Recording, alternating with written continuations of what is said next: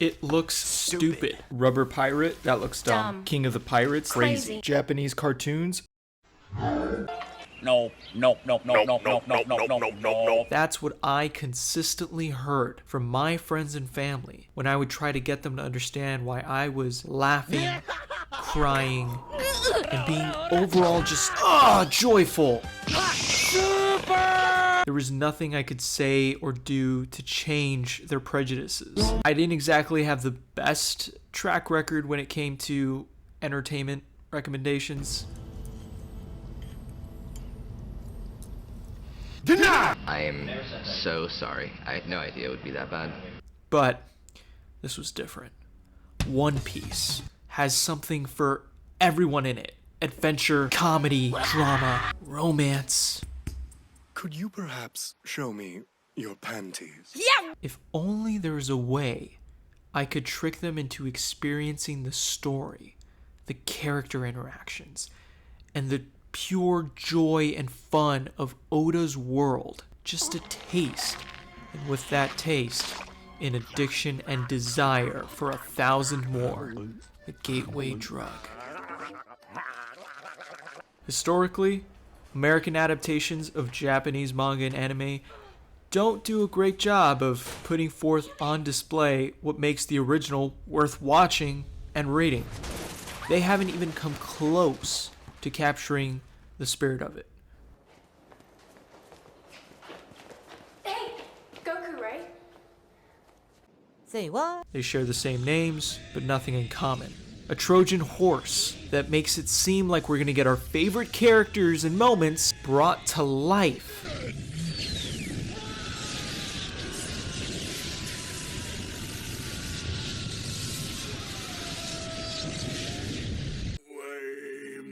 Only to be slapped in the face with the ego of the producers and the writers they hired, thinking they need to update these iconic moments. It was nice to do a film version that sort of turned it on its head. That, I think Adam has this sort of satirical sense of humor in like You're Next and The Guest and all those movies. So I knew he would bring sort of a Fight Club-esque edge to it. That's an interesting response. By changing everything to make it more acceptable to non-fans, you end up alienating your core base, and then at that point you don't get anybody new because you have the original fans bashing it for how much it sucks. Okay. Relax, Light. You're asleep. You're asleep and you're dreaming of some 8-foot-tall demon. Oh, yes. A dream. Tomorrow Studios learned that the hard way when they made the live-action Cowboy Bebop. Everyone involved pretty much had no desire to create something that would honor what came before. They thought, we can make it better. Look how that turned out. Yes, you are. You're spiked. Cowboy! Bounty hunter for hire! Wake up! I have a job for you! It seems like people would rather have hemorrhoids than watch this show. And as someone who hasn't seen the anime it's based on, I can still watch this and recognize that it's probably disgraceful to the source material. Think about it. If you're a Hollywood producer looking to make profit off an existing IP with an established fan base, what do you think would be the wisest road to go towards that's going to recoup your investment? A, figure out why the original work is highly praised, attempt to adapt the essence and idea of it behind the characters, the essence of the story. That's a good point, but keep in mind that I don't want... Or B, rewrite everything with only keeping the name because you know more than the original creator. Sounds to me like blackmail. You're damn right it is, because, Jet, you are black and you are male. You think you can do these things, but you just can't! It's true, you don't need to do a one-to-one adaptation. It's an adaptation for a reason. But as long as you understand the purpose of a character and a moment in the story, and find a way to replace it with something that serves the same purpose and works just as well, that's fine too. For example, instead of going with locking Luffy in a cage made of sea stone, Buggy decides to drown Luffy in seawater.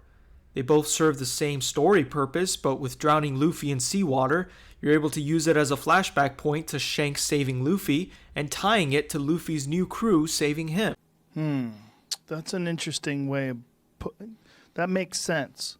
There's been such a negative stigma against live action anime adaptations, but the concept of it serves as a great springboard to get people to finally watch and read the original material. Sometimes your word is not good enough to get somebody into a show. Unfortunately, there are stubborn people out there who will not give stories a chance simply because they're animated, and specifically because it's an overseas animation. I'll never forgive the Japanese! Live action adaptations have the potential to show off aspects of the story and characters to get people hooked in and more inclined to be open-minded, to check out the source material simply out of wanting to find out what happens next. And that's exactly what Netflix's live action adaptation of One Piece has done for my family and friends. They sped through the live action, absolutely adoring it. They finally understood what I meant by how a carefree boy in a straw hat who smiled all the time reminded me to not give up and not to take every little thing in life so seriously. They were able to see how much fun it is to see a makeshift family have fun with each other and stand by each other when things got serious. They were able to see that the story of One Piece had the chance to rival any show that they've watched up to that point. I understand that the live action's not perfect. It makes quite a few changes. Some I like Garp and Bogard and Buggy getting more screen time, and others I don't, like Luffy eating the gum gum fruit being played up seriously instead of for comedy. Doesn't really compare to the original scene where Luffy's just casually eating the devil fruit because he eats all the time. What's unique about how Luffy got his powers was just how casual it was. Boy just ate a fruit because he was hungry and spiteful towards Shanks. It's something new. Usually when something like this happens, the protagonist gets their powers in some sort of grandiose and dramatic fashion. While here, Luffy just ate a fruit because he's hungry and upset. Live action's not bad, but they removed the charm of why I liked that scene so much. But the one you ate also turns your body to rubber! No way! It can't! You dumbass! I also personally don't like how serious Zoro is here, especially because this is pre-time skip, but McKenyu did an excellent job with what he was given.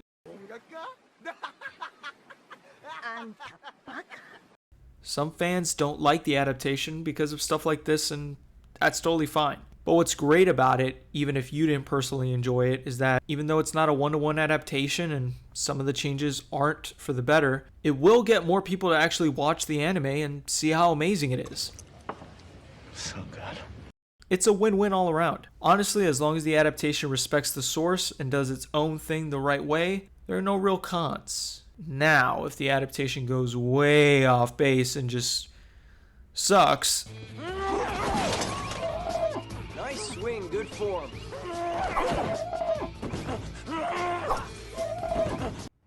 That's just lazy writing. You don't want to work. You just want to make noise. then you're not going to really get people to listen to you at that point. And now, because of Netflix, my mom, who previously thought I was a weirdo, is now crying over a boat. This is the power of live-action adaptations. That's a good point. You've got a good point.